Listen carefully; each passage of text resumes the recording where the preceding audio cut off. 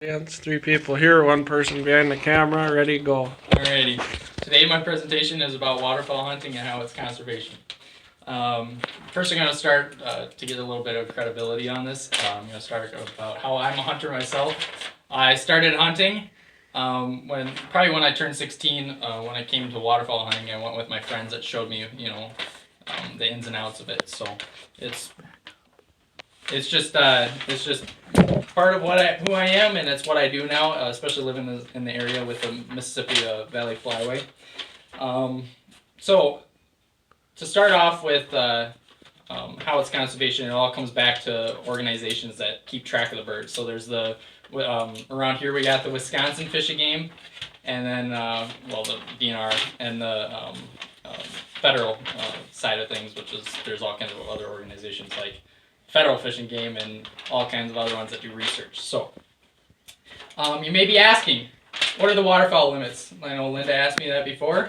Well, just to start from last year, because it changes every year, you probably know this too, Zach. You can have 4 mallards, only 1 can be a hen. You can have 3 wood ducks, 2 pintails, and 2 redheads, 2 canvasback. The list goes on, and it changes from year to year. I have a question. Is Yes. that a daily bag limit? That is a daily bag limit. Yep. Thank you.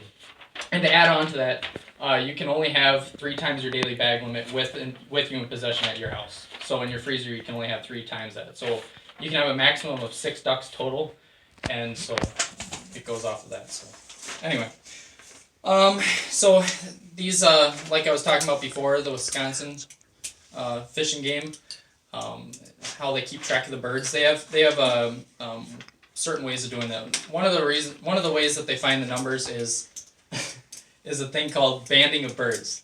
And banding of birds is like a social security number to you.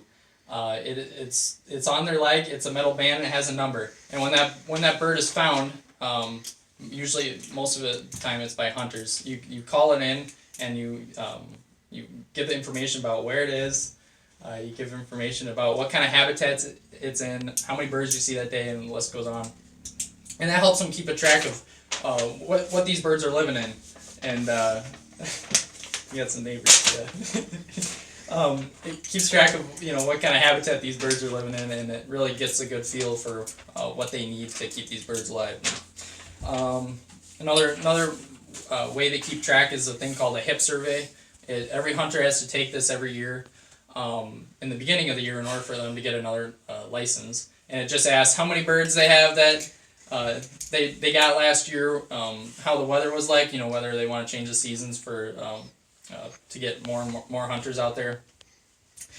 They also ask how many bands you get and yada yada.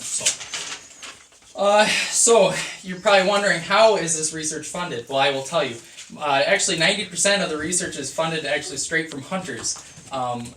Whether it's companies that set aside a certain percentage of their sales, like from hunting boots to waders to guns and whatever, to the tags you buy, it all goes straight back into these organizations to help keep these birds in check. So, what did we learn today? So we learned that hunters are actually the reason why waterfowl are in such good condition today, because we set aside the money, which sets aside land and the research to keep these birds going. So, any questions? No. Yeah. No? Alrighty. Thank you.